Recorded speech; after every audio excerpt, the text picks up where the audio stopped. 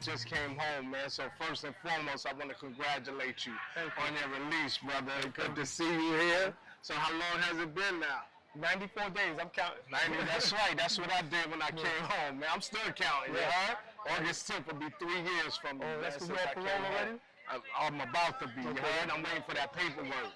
Technically, I am. The PO was like, yo, you don't have to see me no more. When you get that paperwork, just call me, let me know you got it. So that's all I'm waiting for. That 3YO is definitely, you know, helpful for us brothers that have that life on the back. Yeah, you know. So just can you quickly, you know what I'm saying? We're gonna make this short and sweet, man, because we out here enjoying ourselves. You just came home. Tell me a little bit about yourself. Oh, that can never be short. Yeah. Let's start from, since I was incarcerated, I got incarcerated in 1985. Well, if we could, let's start from when you was a kid, where you grew up at. I was born in the Bronx, but raised in Queens. BX. Yeah, I was raised in Queens, though. Okay. So some people tell me, don't never tell me from the Bronx again, because I spend most of my time out in Queens. And from Queens, I caught the case, man, in 1985, went to jail. By 1991, I was a totally different person because I got kicked out of Attica, sent to Greenhaven, and Greenhaven was a political jail. Eddie Ellis snatched me up. Larry White snatched me up. Eddie Ellis, no question. Blood, all of them brothers, they educated me and helped me transform into the man I am today. No question. No question. So how was it growing up in Queens? How was that for you? Well, Corona, man, it was a different hit because when I was out in the Bronx, we had an extended family. We knew everybody on the block, so everybody was like mothers, you know, your grandmothers, your godmothers, your cousins, and all that type of stuff. When we moved to Queens, we had to create that new dynamics of family, and it wasn't there for a whole year. So when my mom's about work, we raised ourselves. You know, we was kids and basically got like what kids do. No question. You know, got involved in a lot of nonsense. No question. So if you could like just replay for me that first day that you actually, you know, got locked up for your crime, man. And how was that experience for you? You know what I mean? Receiving that sentence. Yeah, but see now, in that area. In 1987, when that judge sentenced me to 2 25 to life sentences and 3 12.5 to 25 sentences running wild. So I'm not going to even lie to you. I fainted. No I was question. like, you know, I like to faint because I understood that added up to 62.5 years. No question. So when I went upstate in Attica, I went upstate with the mentality, I'm going to die in prison, so I didn't care. Yeah, absolutely. So I got involved in all the nonsense that we get involved in. That's right. That's our mentality a lot. We thinking we can't make it. We never going to come home, so. We didn't care. And what happened for me was the best thing in the world. I said, they kicked me out of Attica. They banned me from Attica because the deputy security came to my cell and said, listen, you get out of my jail. You have too much influence on my officers. You got to go. Right. And they sent me to Greenhaven. That was the best thing that ever happened to me. No question. And like I said, that's where I was politicized. I got my historical foundation. I got my social and political consciousness down there. Absolutely. And from there, I just kept rolling. Absolutely. So I was gonna say, when was that moment for you? But you just explained it.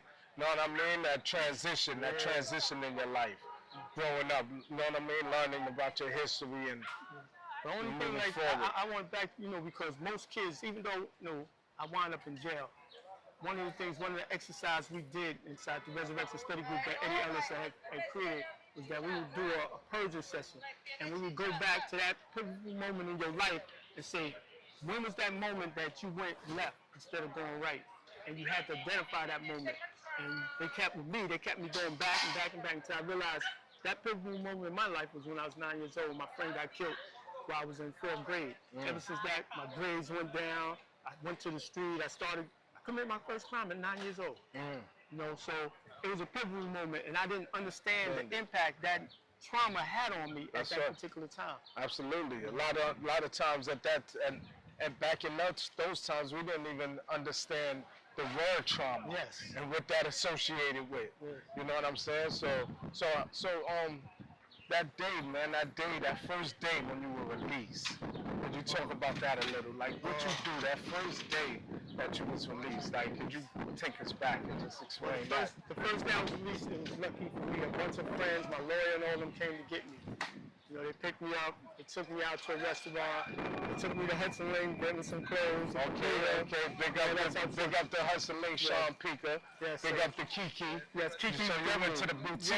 Yes. You went to the boutique. Yes. She got that boutique hooked up. You know it's messed up, right? The car caught on fire outside and blew up, and it blew all the windows out in the boutique. Oh, yeah, in the boutique. I didn't even know that. Yeah, wow. so they looking for donations to help, repair it. So I've been sending clothes. When I go up there, I take clothes with me. Brand new clothes I never even wore. So, because, they looked out for me when I came home. But that first day, man, it was, for me, because I didn't think it was going to happen. I had a 62.5 years to life sentence. That's right. But then the governor gave me clemency. That's right. Commuted my sentence to 37.5. I went to the board, they released me. So it was a whole, listen, I'm still processing now. You asked me about the first day, every day is my first day. That's right. I'm still processing it because it's only 90-something days. Absolutely. You seen Julio yet? I went to, listen, when I came home, I came to Exit, I went to Julio, and the first thing Julio looked like, how Julio is, he wanted to give you something. I said, bro, I ain't come here for that. I came here to check on you because while we're inside, I run the Exit program inside. Okay, that's right. That's right. So we hear all the stuff that's going on, so I came and said, listen, how you doing, bro? I ain't want nothing from him, I just want to check on him because Julio's a good dude, man. That's right, no question, Julio is a good dude, man. No question, man. And all this Big up to Julio, Exodus, all day, every day, man. And all the stuff that transpired, it didn't stain his reputation, but it put a stain there, and put a stain on the organization as a whole too. Yeah, he didn't warn that. No question. He was good doing. He looked out for people. He was looking out for everybody. No question. That's crazy. No question. So since you've been home, how's the experience been, man? Since coming home, man. Since I've been home, listen, they didn't give me a chance to get home. Yeah. After I got home, that first week, I was marching down from Union to all the way to Foley Square. Nice, that's right. For people, for us in prison to get paid, get wages. I'm trying to think of all the stuff. Yeah, the wages. It was a whole bunch, and they better wages they and were all of striking that. and everything. Then they had me speak before the UN Special Rapporteur on racism in the criminal justice system. Absolutely. Then they had me doing a whole bunch of stuff. Man. You can come on there. You can come on there, brother. Yeah.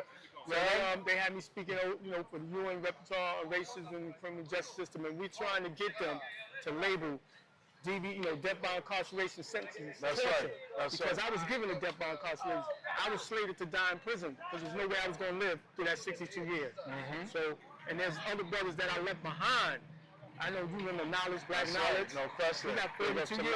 That's right. He got 42 years in. Big Blue and Shawanga now. He got 42 doing the years Exodus. Yeah, he's doing the Exodus in Shawanga. Knowledge got 33 more years left. He's 60-something years old. He's not going to make 33 more years. Yeah. So I got him home and got with RAP, releasing Asian people in prison. Right. That's what I work for now as a community leader. Okay. Make up the RAP. And you know the two bills that we fighting for. That's right. The 55 and older, that anybody 55 and older and have served 15 years should be given the opportunity to appear before a parole board and make their case for release. We're not saying release them. Let them go to a parole board. Yeah. And then the other one's the fair timely parole bill, where we asking them to start focusing on who you are today as opposed to the nature of the crime, because that can never change. That's right. I know. That's right. Never. The only thing that can change is you. We're saying, that's what you need to look at. What has this individual done? Did this individual make this transformation? Is this individual still a threat to the, to the community, to the safety and the security of the community? If he's not, or if she's not, let them go, man. Give them a chance. Know what I mean? Because we have a lot of brothers out here, and you're gonna see. Yes. If you haven't, I know you heard when you was inside, but there's a lot of brothers out here that's staying out here and giving back to the community. You know what I'm saying? And that's the platform that I created with Success After Lockdown. So when you get a chance with your phone, and somebody hook you up with YouTube, you know what I mean? Anchor, Spotify, any of that. We on all social networks. Facebook, we on Instagram. So what I did was I created that platform for brothers, you know what I'm saying, like ourselves that was locked up, that came home, not only staying home, we're giving back to the community now. You know what I'm saying? We're making a difference. We're paying our debt. This is our debt to society by giving back to the community. You know, you say pay forward, man. That's our job, man. Yes, sir. And the other thing, I'm part of the Clemency Collective. And that's the group of most of the men and women that receive clemency. We formed a collective where we sit down with the government's people and talk about clemency. That's right, absolutely. Because, you know, the media is going to have a narrative. Not the media, but those who are opposed to giving, particularly people with homicides, clemency, they have their narrative. That's So right. the question I asked one of the government's people is that how many people that receive clemency recidivate? You know the answer is, right? That's right. Zero. So you have a different narrative. Tell your narrative. Show that this works. That we gave these people clemency and none of them went back. And these are the stories and this is what they're doing. Absolutely. And like I said, again, this is why Success After Lockdown was created. Because the society have a perception that us, those men and women that's coming home after 20, 25, 30, 35, 40, that we coming back to jail. That's not the reality. That's not the reality of it. And I'm here to showcase that. You know what I'm saying? I got you on right now. I'm going to have you on in a later future. We stay in touch to see what you're doing in the community, for the community, and we'll have you on. We do Success After Lockdown. We do our podcast in Exodus Building. Okay. So we do it in Exodus Building in the podcast room, you heard? Friday or Saturday. Maybe Friday or Saturday, but we off right now. I know, because we down here. This is our second season. We get ready to start our third season, and we'll gather up a group of men and women that want to come on our podcast and talk about what they're doing, you know, formerly incarcerated, what they're doing for the community. And that's just to dispel this recidivism rate that they see that's high. So now they have a perception that all of us is coming home and going back.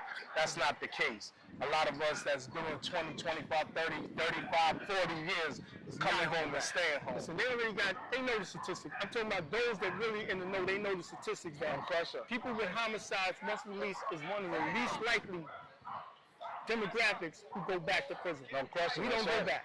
That's we come out here, we want to pay for it. Even right now, I only been home 90-some days. I'm working with a youth organization called Holler.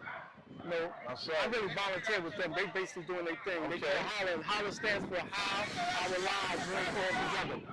So, and they out of Holler. All right. No, I appreciate this, man, and I do look forward to us coming back together again, man, doing that podcast, getting that sit down, you heard? All right, we got to stay up. Appreciate it, man. This is Success After Lockdown once again, man. We with the brother Jamal. You heard 37 years. 37 years, he just came home, man. Congratulations again, brother, on your release, man, your life, your physical health, man. Let's do this, man. Let's, you know what I mean? Let's get connected too, man. Because we're doing a lot of big things. We like to see you again and showcase you. All right. You know what I mean? I'm here for you, so man. this is just the beginning, man. So with that, man, I just want to give a shout out to all my followers, man, that follow us, Success After Lockdown on YouTube, Anchor, Spotify. Okay. Apple Music, you heard?